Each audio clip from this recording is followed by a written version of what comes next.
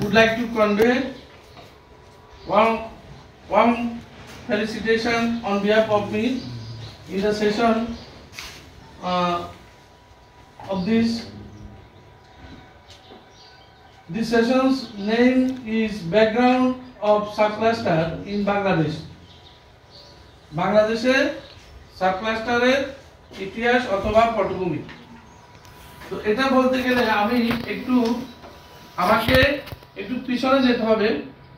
সেটা হচ্ছে বাংলাদেশের প্রাথমিক শিক্ষা অধিদপ্তর, এটার সাথে সংশ্লিষ্ট আছে ন্যাপ, ডিপি প্রাথমিক শিক্ষা অধিদপ্তর, ডাইরেক্টরেট অফ প্রাইমারি এডুকেশন, এটার সাথে সংশ্লিষ্ট হচ্ছে ন্যাপ,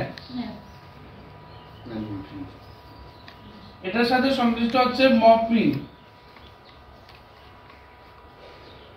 আমরা এটাকে একটু পিছনে গিয়ে এটা বলতে হবে যে এটার সাথে কি কি সংশ্লিষ্ট রয়েছে। এখন এখানে মূল যেটা সেটা হচ্ছে মপমি। আমাদের মূল জায়গাটা হচ্ছে মপমি, সেটা হচ্ছে কি ministry of primary and mass education. Ministry of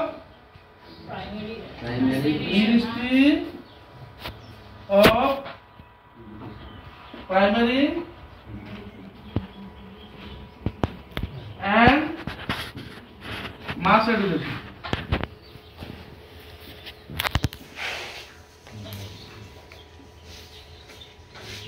মপমি, এই মপমি কোথা থেকে আসলো এটা আমরা একটু চিন্তা করে।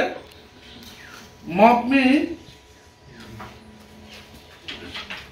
এটা ডাস্টার দেন।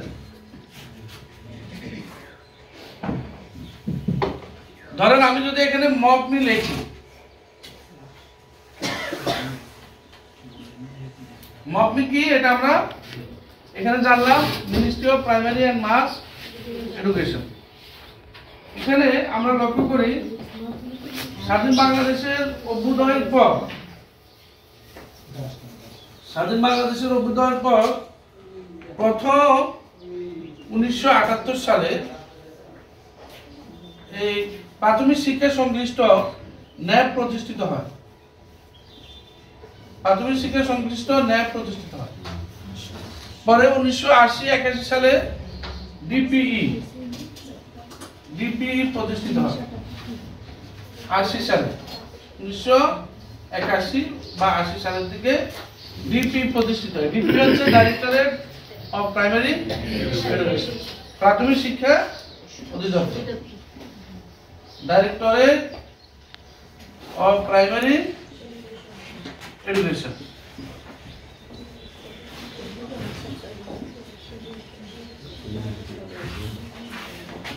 এখন ডাইরেক্টরেট অফ প্রাইমারি এডুকেশন যখন প্রতিষ্ঠিত হয়, এটা প্রতিষ্ঠিত হওয়ার পরে 1982 সালে প্রথমে ক্লাসটা শুরু হয়। তো আমি আগে বলেছিলাম আমরা এটার আরেকটু ব্যাকগ্রাউন্ডে যাই। এই যে মপমি প্রতিষ্ঠিত হয়েছে কবে, এটা কত সালে প্রতিষ্ঠিত হয়েছে? এটা প্রতিষ্ঠিত হয়েছিল 2002 সালে মপমি। এখন মপমির আগে প্রাথমিক ও গণশিক্ষা মন্ত্রণালয়, এটা প্রতিষ্ঠার আগে প্রাথমিক শিক্ষা ডিপার্টমেন্টের কার অধীনে ছিল? সেটা ছিল শিক্ষা মন্ত্রণালয়ের অধীনে। শিক্ষা মন্ত্রণালয়ের অধীন ছিল এবং সেটার নাম ছিল কি? প্রাথমিক ও গণশিক্ষা বিভাগ। প্রাথমিক ও গণশিক্ষা বিভাগ।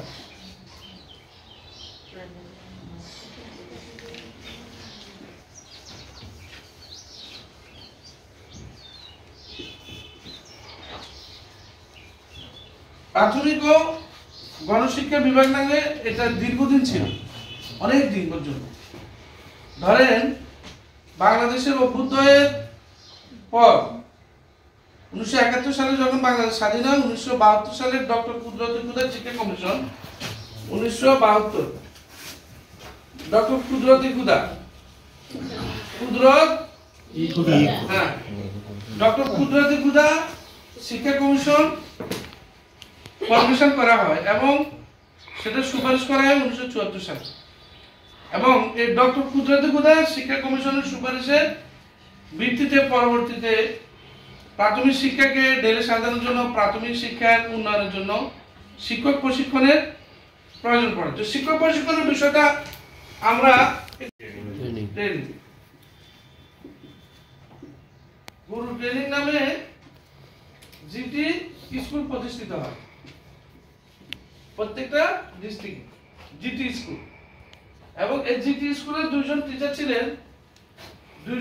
ছিলেন একজন ছিল BM teacher BM vernacular mastership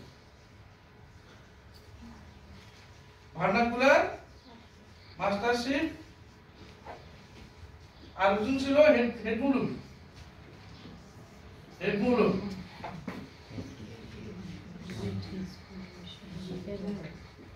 উল্লেখ্য যখন কলকাতা মাদ্রাসা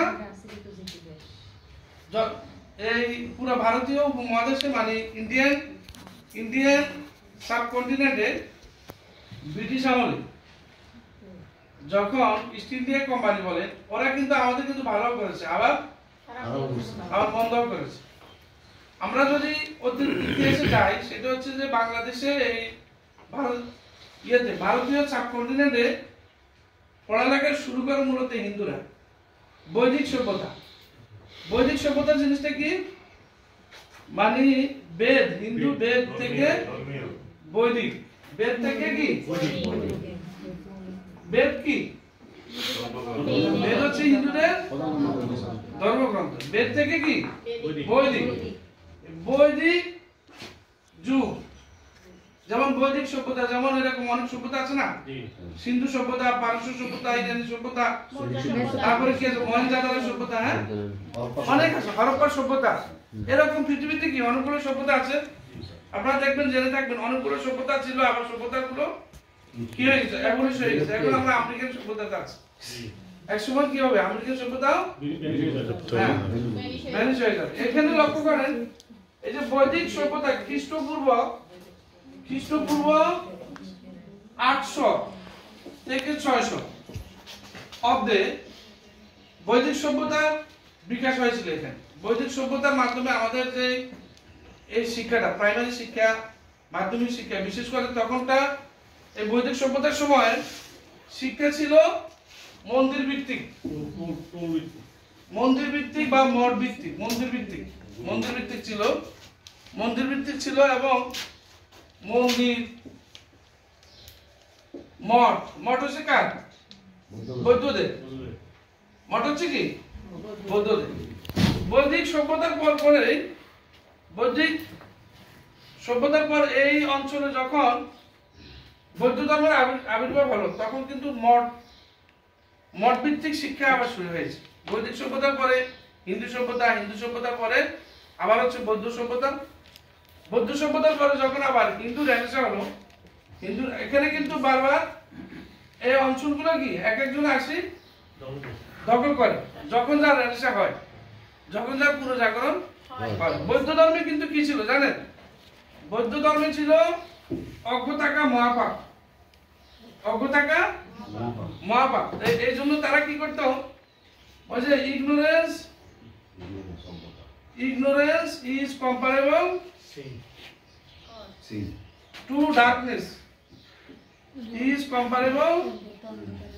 to darkness অজ্ঞতা অন্ধকারের স্বামী। এই জন্য বৌদ্ধরা কি করতো এবং তারা অহিংস ধর্ম প্রচার করতো।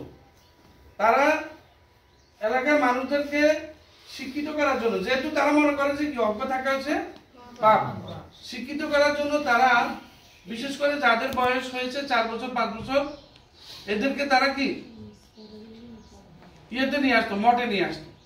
এবং আমাদের যে ভারতীয় উপমহাদেশে যে আমরা এখন যেটা বলি 6+ থেকে 11+ যে কথাটা আছে এই কথাটা কিন্তু তখন থেকেই এটা প্রচলন ছিল তখন থেকে এটা কিন্তু এখনকার কথা না। মানে মঠ ভিত্তিক যে শিক্ষা ছিল মন্দির ভিত্তিক যে শিক্ষা ছিল সেখানে কিন্তু 5 ক্লাস ওই এই যে আমাদের দেশে যে প্রি প্রাইমারি এডুকেশন আসছে, এই জিনিসটা যে একেবারে প্রথম থেকে সূতিক আকার ছিল, এটা কিন্তু হঠাৎ করে বেশি কোনো আসে না এই জিনিসটা।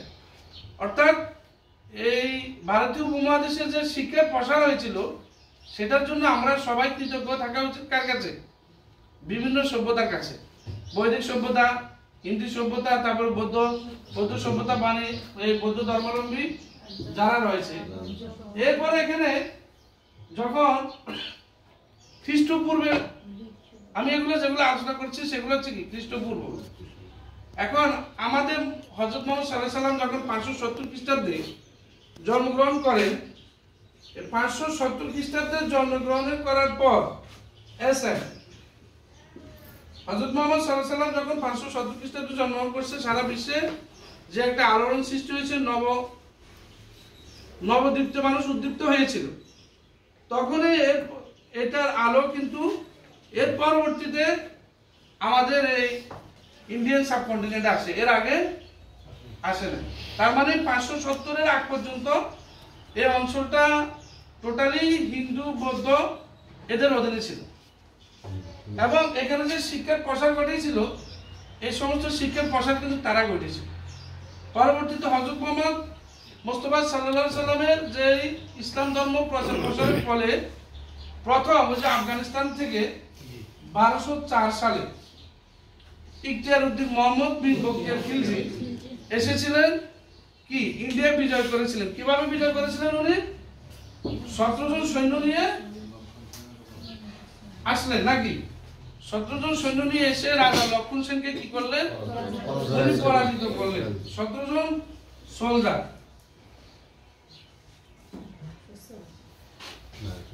17 জন সৈন্য নিয়ে আসছিল, নাকি 17 জন সৈন্য নিয়ে আসি উনি কি করলেন? রাজা লক্ষণ সেনকে যখন পরাজিত করলেন। বাংলার সেন আমলের সেন ছিল কয়জন? সেন বংশের সেন ছিল কয়জন বলতে পারবেন?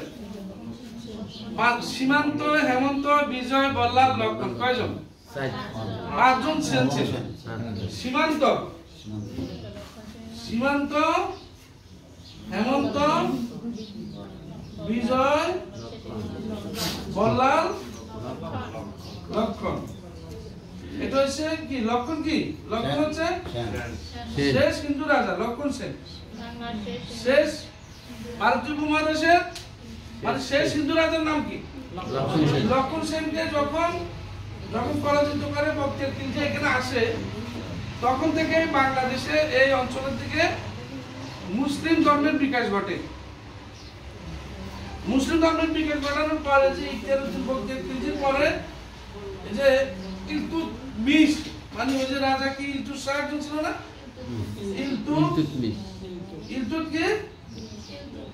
ইলতুৎ শাহ, এই যে ইলতুৎ শাহ এবং তার মেয়ে রাজিয়া সুলতান,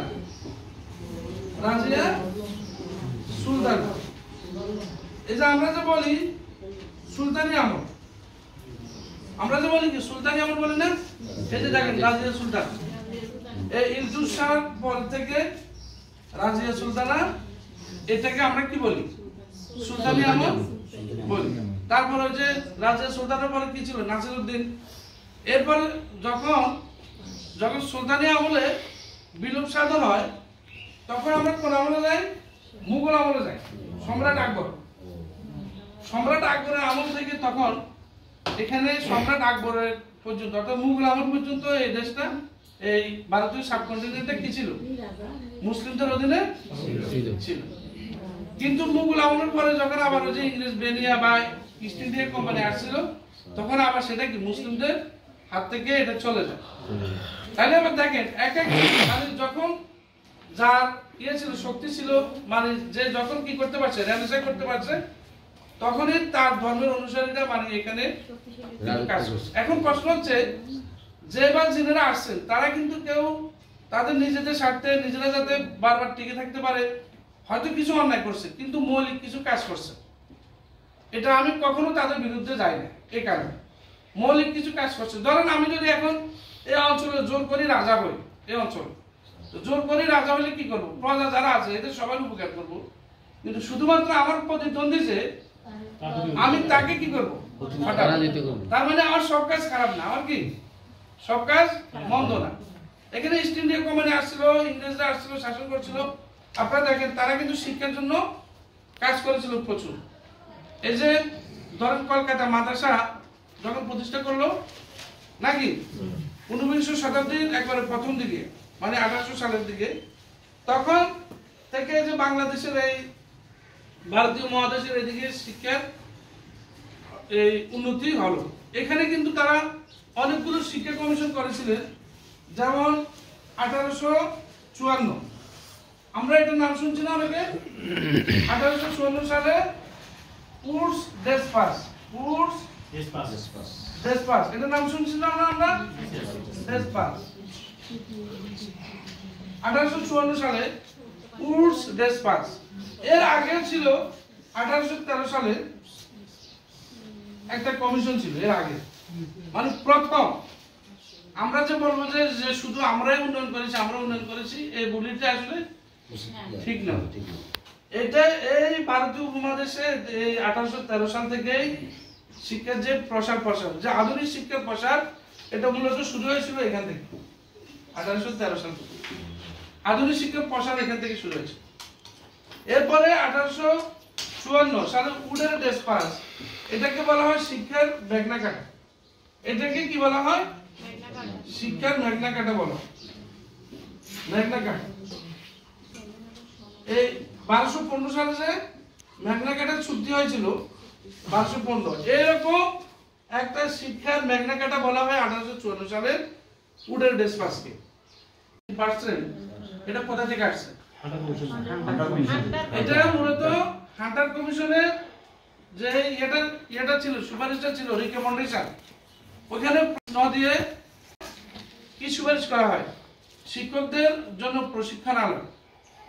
এবং 1854 সালের এডুকেশনে প্রথম বলা হয় শিক্ষার কথা, কারিগরি শিক্ষার কথা সুপারিশ এই প্রথম এই কমিশনের মাধ্যমে আসে। তাহলে এই কমিশনের সুপারিশ ভিত্তিতে যে শিক্ষকদেরকে প্রশিক্ষণ দিতে বলছে, এই প্রশিক্ষণের সুপারিশ ভিত্তিতে 1902 সালে জিটি স্কুল, ওই যেটা বললাম এখানে, যেটা বললাম 1902 সালে জিটি স্কুল প্রতিষ্ঠিত হয়, গুরু টেরিটরি। এখন এখানে বিভিন্ন ধারাবাহিকতা 1902 সালের পরে হচ্ছে 1902 সালের পরে আবার 1935 সালে এখানে লর্ড ম্যাকেলে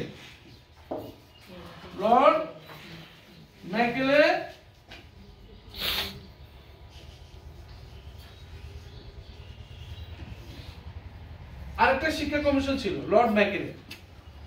এই শিক্ষা কমিশনের মধ্যে এটার একটা ঝামেলা আছে। এখানে শিক্ষা কমিশনটা ভালো, এটাও ভালো, এটাও কিন্তু আধুনিক শিক্ষার ধরেন একটা সূতিকাগার হলো। এখানের মধ্যে তিনি একটি বিমাতা সুলভ আচরণ করেছেন, সেটা হচ্ছে যে উচ্চ হিন্দু যারা রয়েছে, শ্রেণী রয়েছে, তারা শুধু শিক্ষা গ্রহণ করবে, ডাক্তার ইঞ্জিনিয়ার হবে বা ইংরেজি শিক্ষায় শিক্ষিত হবে। যারা নিম্ন শিক্ষিত বা ওদের মানে নিম্ন শ্রেণী, যেমন ব্রাহ্মণ কায়স্থ শূদ্র ক্ষত্রিয়, এই যারা রয়েছে শুধু ব্রাহ্মণরা পড়ালেখা করবে এবং মাধ্যম শুধু ইংরেজি হবে, পড়ালেখার মাধ্যম শুধু ইংরেজি হবে, মানে ব্রিটিশদের যে ইউরোপিয়ান ভাষা ইংলিশ হবে, আর দেশীয় কোনো ভাষার প্রতি উনি কোনো গুরুত্ব দেন নাই। তো এটাকে সংশোধন করে পরে 1944 সালে একটা শিক্ষা কমিশন হয়েছিল, সেটার নাম ছিল সার্জেন্ট শিক্ষা কমিশন। ছিল, ঠিক আছে, সার্জেন্ট শিক্ষা কমিশনের এখন আমরা এই যে দেখেন আমরা যেখানে আছি, মানে যে সমস্ত কমিশন গুলো অগ্রণী ভূমিকা পালন করছে, সেটার মধ্যে হচ্ছে এটা হচ্ছে 1 নাম্বার, এটা হচ্ছে 2 নাম্বার, আর এই সার্জেন্টটা হচ্ছে 3 নাম্বার। আমরা এখন যেটাতে আছি যে অবস্থা আছে যে ডক্টর কুদরতুল খুদারটা 1972, এই মূলত 1972টা হচ্ছে এটার ফটোকপি। 1944 সালে যে কমিশন এটা হুবহু ফটোকপি। তাহলে আমরা দেশ স্বাধীন হয়েছে, কিন্তু আমরা ঋণী কার কাছে? ঋণী ব্রিটিশদের কাছে আমরা ঋণী রয়ে গেলাম। এখনো বাংলাদেশে পুলিশ আইন, বিমা আইন, অংশীদারি ব্যবসা, তারপর কোম্পানি ব্যবসা আইন সবকিছু ব্রিটিশ ভিত্তিক। যদিও অংশীদারি ব্যবসা, সমবায় ব্যবসা এগুলো এবং কোম্পানি আইন 1994 সালে আবার কিছুটা এটাকে সংশোধন করছে, অংশীদারি ব্যবসা সংশোধন করছে, বিমা আইন 1938, পুলিশ আইন 1861, রেল আইন এগুলো সবকিছু সংশোধন করছে, কিন্তু মূল ভিত্তি হচ্ছে এগুলো ব্রিটিশরা। এখন হচ্ছে এই যে আমরা যে 1944 সালে যে শিক্ষা কমিশনটা ছিল, সার্জেন্ট শিক্ষা কমিশন, এই কমিশনের সুপারিশ ছিল প্রাক প্রাথমিক শিক্ষা 2 বছর হবে, যেটা আমরা ইতিমধ্যে শুরু করেছি, এবং শিক্ষা হবে প্রাইমারি শিক্ষা হবে কি অবৈতনিক, প্রাইমারি শিক্ষা হবে 8ম শ্রেণী পর্যন্ত। এগুলো হচ্ছে যে 1944 সালে সার্জেন্ট কমিশনে এগুলো ছিল 1944 সালে। পরবর্তীতে বাংলাদেশে আবার শিক্ষা কমিশন 1951 সালে, আতাউর রহমান শিক্ষা কমিশন 1959 সালে, শরীফ শিক্ষা কমিশন, এগুলো হয়েছিল বাংলাদেশে। এর মাঝখান দিয়ে যে আমরা 62 শিক্ষা আন্দোলন করি, 62 শিক্ষা আন্দোলন মূলত কারণ ছিল আমরা যে 62 শিক্ষা আন্দোলন করি, এটা মূল কারণ ছিল সেখানে শিক্ষা কমিশনে বলা ছিল যে জাতীয় ভাষা বাংলা ছাড়া পুরাটা হবে ইংলিশে। এই কারণে আমরা কি করছি, যেহেতু পুরাটা ইংরেজিতে যদি হয় তাহলে ধর্মপ্রাণ মুসলমান যারা রয়েছে তারা হয়তো ইংরেজির প্রতি বেশি ঝোঁক হয়ে যাবে এবং বিভিন্ন অসুবিধা, নানা অসুবিধা দেখা যাবে অন্তর্কুন্দল হবে। তখন আমরা 1962 সালে শিক্ষা আন্দোলন করি। তাহলে আমরা এখন যেটা আছি সেটা যে ধরেন 1854 মধ্যে আমরা দিয়েছি, 1882, 1950 মধ্যে আমরা মূল ঋণী আছি। এখন এই যে এখানে 1902 সালে যে জিটি স্কুল ছিল, এই জিটি স্কুল প্রতিষ্ঠার পরে এটাকে যখন দেশ ভাগ হয়েছে, 1947 সালে যখন দেশ ভাগ হয়েছে, তখন এই জিটি স্কুলকে নতুন করে চিন্তা করে পিটিআই, এখন যেটা আমরা তো আছি পিটিআই যেটা আছে, এই পিটিআই তে এই জিটি স্কুলটাকে মূলত জিটি স্কুলটা হচ্ছে পিটিআই তে রূপ লাভ করছে 1951 সালে সারা বাংলাদেশে। এখানে 1951 থেকে 53 পর্যন্ত পিটিআই স্থাপন করা হয়। বিশেষ করে এটা পরিকল্পনা হচ্ছে 1947 পর, 1947 পর এটা পরিকল্পনা হচ্ছে সারা বাংলাদেশে একসাথে 53টা পিটিআই, কতটা 53টা পিটিআই স্থাপন করা। এখন ধরেন এই যে এখানে পিটিআই স্থাপন করা হয়েছে, এটা কার জন্য? শিক্ষকদের প্রশিক্ষণের জন্য। এখন আপনারা ওখানে তো ধরেন 1 বছর কি ওখানে আপনারা 1 বছর ট্রেনিং নেন, ট্রেনিং নিয়ে আসার পর আপনারা যদি 30 বছর চাকরি করেন, 1 বছর ট্রেনিং নিয়ে যদি 30 বছর চাকরি করেন, তাহলে কি যে 30 বছর আগে যে প্রশিক্ষণটা নিয়েছেন সেটা কি আপনাদের মনে থাকবে? মনে থাকবে না। তো এই জন্য যখন ওই মকবি যেটার ব্যাকগ্রাউন্ড আলোচনা করতে গিয়ে বললাম, যখন বাংলাদেশে প্রাথমিক শিক্ষা অধিদপ্তর প্রতিষ্ঠিত হয়, এই প্রাথমিক এই যে ধরেন এখানে পিটিআই বলেন যে প্রাইমারি শিক্ষা চলতেছে, এগুলো আগে ডিস্ট্রিক্ট থেকে চলতো, এগুলো জেলা প্রশাসকের মাধ্যমে এই জিনিসগুলো চলতো এবং উপজেলা নির্বাহী অফিসারের মাধ্যমে এই জিনিসগুলো চলতো, মানে ডিস্ট্রিক্ট এডুকেশন অফিসার ছিল। এবং জেলা প্রশাসক ও ডিস্ট্রিক্ট এডুকেশন অফিসার সরাসরি জেলা প্রশাসনের অধীনে ছিল, মানে পুরো উপজেলা এবং যে থানাগুলো। বাংলাদেশে উপজেলা শুরু হয়েছে 1984 সালে। 1984 সালে উপজেলাগুলোকে কি করা হয়? রিঅ্যারেঞ্জ করা হয়। তাই উপজেলা যখন শুরু হয়েছে, এর আগে যখন প্রাথমিক শিক্ষা অধিদপ্তর হয়েছে, ন্যাপ ছিল কততে? 1978। তারপরে এখন 1981 সালে যখন ডিপি প্রতিষ্ঠিত হয়, তখন 1982 সালে প্রথম ক্লাস্টার প্রশিক্ষণ ক্লাস্টার শুরু হয় এবং 1984 সাল থেকে এই ক্লাস্টার ট্রেনিং শুরু হয়ে যায়। 1984 সালে ক্লাস্টার ট্রেনিং শুরু হয়। এখন যাই শুরু হয়েছে, কিন্তু আমাদের জন্য আলাদা কোনো মন্ত্রণালয় ছিল না। যখন 1984 সাল থেকে যখন ক্লাস্টার পর্যায়ে যখন স্কুলগুলোকে ভাগ করা হয়, পরবর্তীতে যে যখন ক্লাস্টার ট্রেনিং হয়তো দেখা গেছে ক্লাস্টার তো অনেক বড়, অনেক শিক্ষককে একসাথে ট্রেনিং দেওয়া যেত না, তখন দীর্ঘদিন যাওয়ার পরে এই সাব ক্লাস্টার আবার পুরো ক্লাস্টারকে সাব ক্লাস্টারে রিঅ্যারেঞ্জ করা হয় কত সালে? 1992 সালে। এখন 92 সাল থেকে সাব ক্লাস্টার প্রশিক্ষণ শুরু হয়। 92 সাল থেকে শুরু হলেও তখন সাব ক্লাস্টার প্রশিক্ষণের এত ভাতা এত কিছু ছিল না, মাত্র 30 টাকা ছিল ভাতা, 30 টাকা 20 টাকা 30 টাকা ছিল।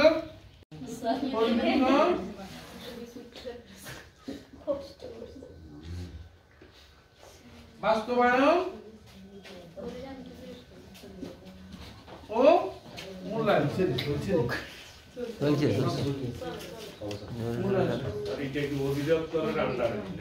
এটা হচ্ছে মফমির আন্ডারে।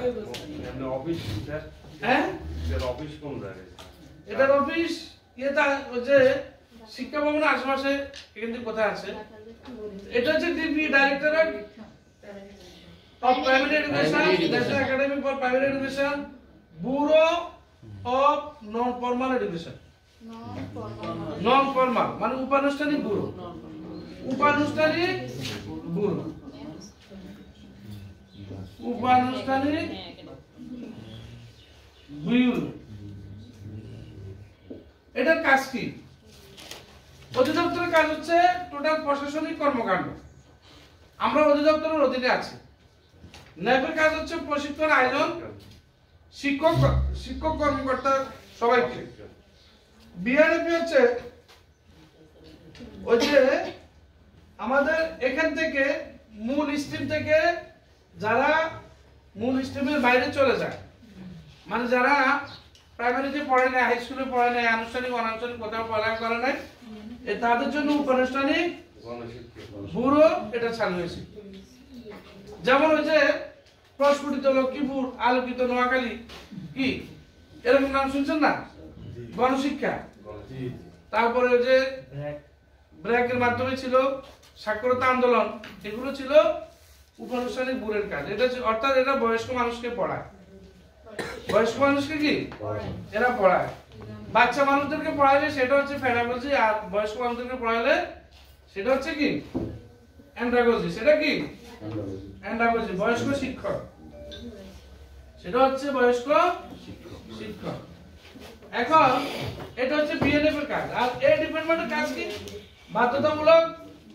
বাধ্যতামূলক পরিবীক্ষণ, বাস্তবায়ন ও মূল্যায়ন ইউনিটের কাজ হচ্ছে নতুন বিদ্যালয় যে স্থাপন করা হয়, নতুন বিদ্যালয়, এটার আবশ্যকীয়তা এবং কাগজপত্র যাচাই করে এই ডিপার্টমেন্ট। নবীন স্যার, আপনি যখন নবসরকারি স্কুলে দিয়েছেন, প্রতিষ্ঠাতা ছিলেন, তখন কোথায় গেছিলেন? বাধ্যতামূলক ছেলে গেছেন না? হ্যাঁ, মানে কি বাধ্যতামূলক পরিবীক্ষণ, বাস্তবায়ন ও মূল্যায়ন ছেলে গিয়েছিলেন, ইউনিটে গিয়েছিলেন। তার মানে আমাদের মকমির 4টা উইং। কয়টা উইং? 4টা। ডিপিই, ন্যাপ, বিএনএফ আর হচ্ছে বিএনএফ আর হচ্ছে। এখন আমরা এই যে ডিপি এর অধীনে কারা কারা আছে এটা আমরা একটু দেখব। ডিপি এর অধীনে কারা কারা আছে? ডিপি এর অধীনে ধরে ডাইরেক্টর আছে কয়জন? ডাইরেক্টর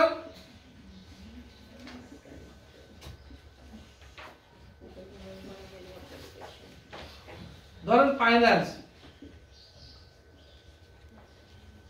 এখানে আরেকটু কথা, এখানে ওনার অধীনে এডিজি আছে 2 জন।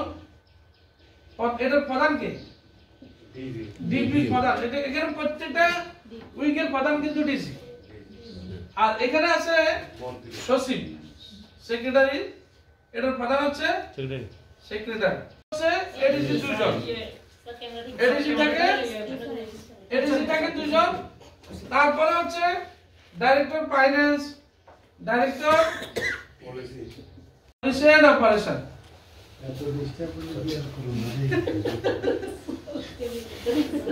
Director policy and operation. তাহলে কে কে আছে?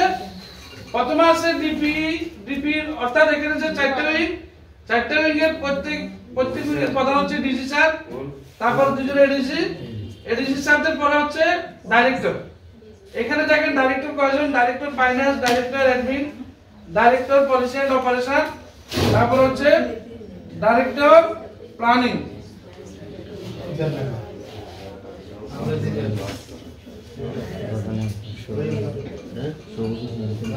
ডাইরেক্টর ট্রেনিং,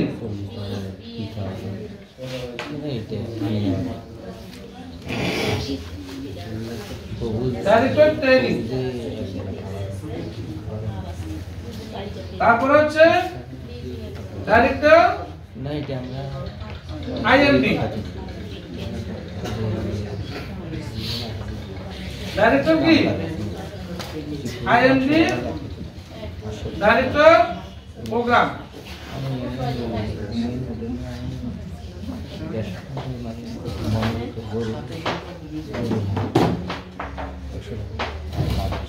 এখানে কয়টা হয়েছে? Director finance, director admin, director policy and operation, তারপর হচ্ছে director planning, director training, director IMD. IMD মানে কি?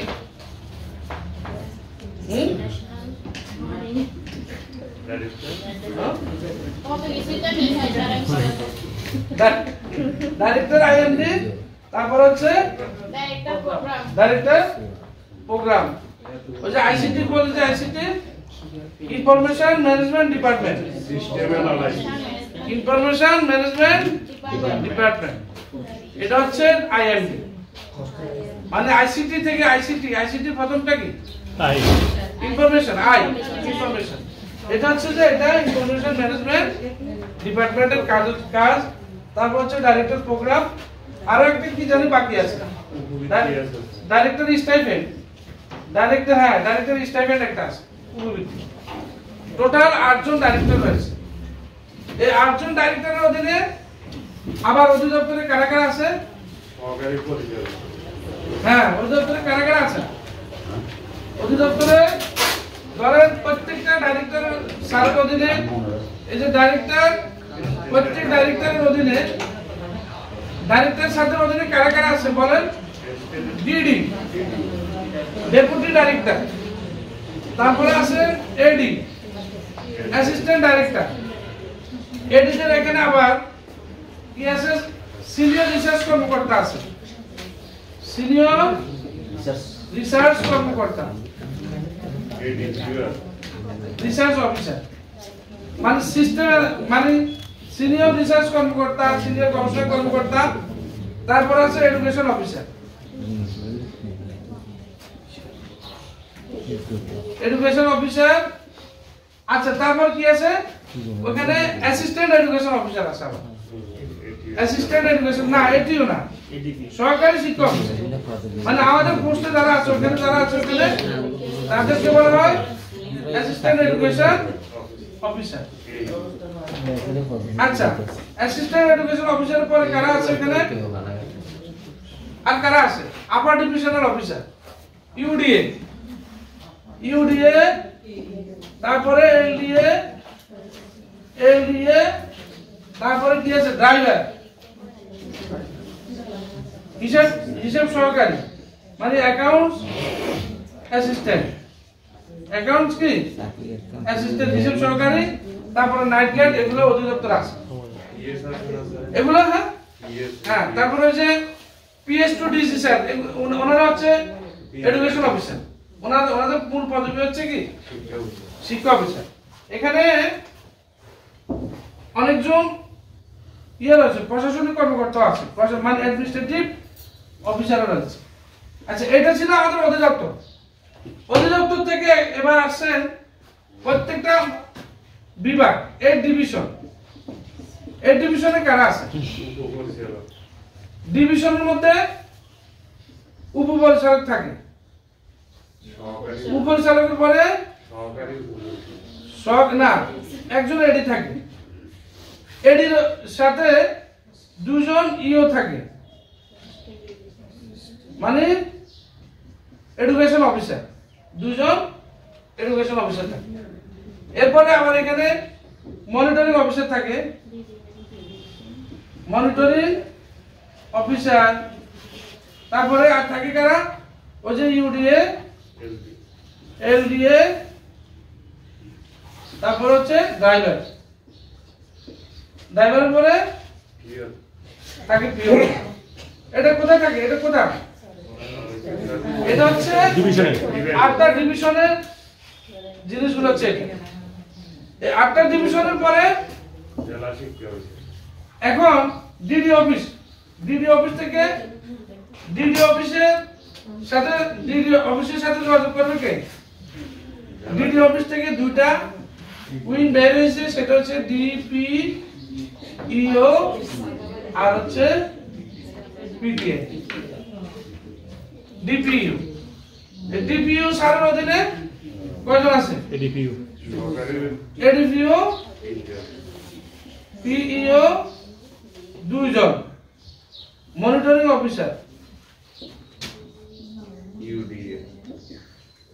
মনিটরিং অফিসার, তারপরে যে আবার ইউডিএ, এলডিএ, ড্রাইভার, পিওন, নৈশ প্রহরী, এটা থাকে ওনারা। আর এখানে পিটিআই থাকে, এখানে পিটিআই কারা কারা থাকে?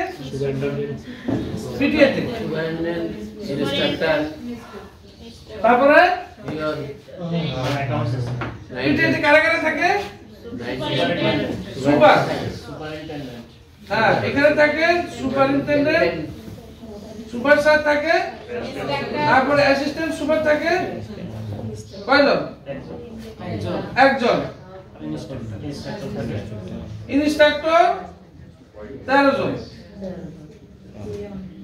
13 জনের মধ্যে পরে আবার ওই ওখানে ইউডিএ, এলডিএ, তারপর হচ্ছে কম্পিউটার অপারেটর, নৈশ প্রহরী, ওনারা থাকে। তো এটা মূলত কিসের অধীনে? পরীক্ষণ বিদ্যালয়। হ্যাঁ, ওখানে পরীক্ষণ বিদ্যালয়ের শিক্ষক থাকে 5 জন, ইনস্ট্রাক্টর থাকে 13 জন, পরীক্ষণ বিদ্যালয়ের শিক্ষক থাকে 5 জন। আর এখানে ডিডির অধীনে যে ডিপিইউ স্যার আছে, ডিপিইও স্যার আছে, এটার অধীনে আছে কারা? ইউপিই, উপজেলা প্রাইমারি এডুকেশন অফিস। এখানে একজন কি থাকে? উপজেলা প্রাইমারি এডুকেশন অফিসার থাকে হচ্ছে একজন ইউপি, এবং ক্লাস্টার অফিসার, ক্লাস্টারের দায়িত্বে কি থাকে? উপজেলা অ্যাসিস্ট্যান্ট প্রাইমারি এডুকেশন অফিসার। এটা হচ্ছে অ্যাজ নেসেসিটি,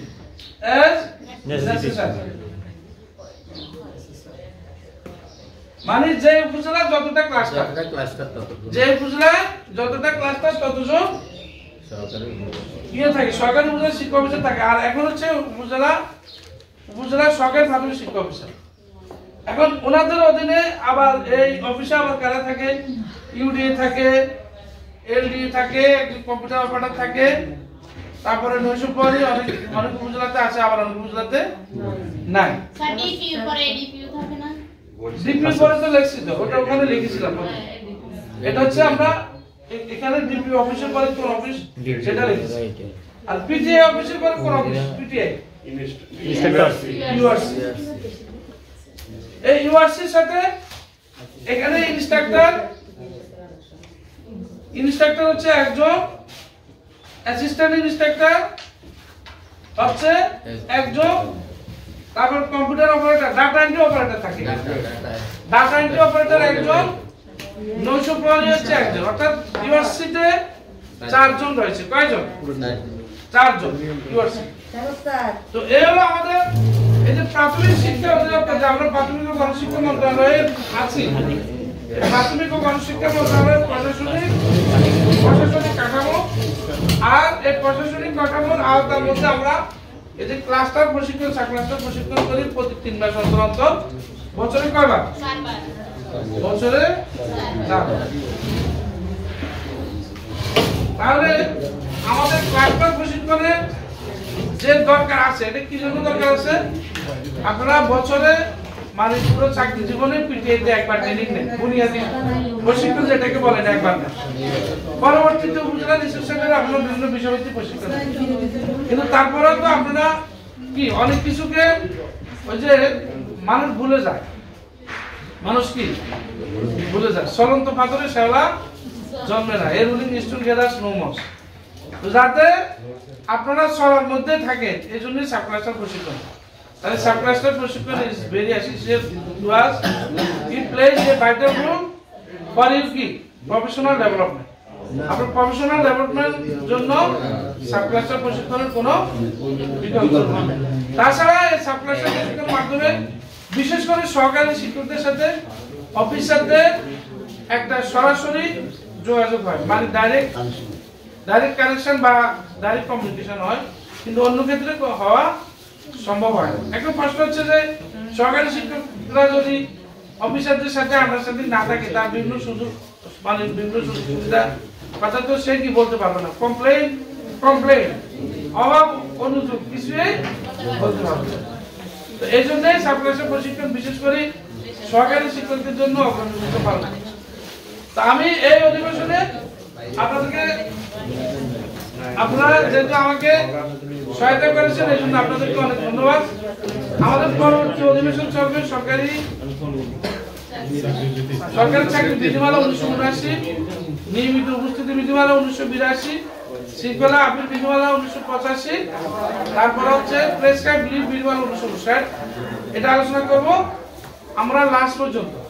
লাস্টের পর আমরা দুটো ক্লাস করব, সেটা হচ্ছে পেনশন জিপিএফ কিভাবে বের করে। ধন্যবাদ।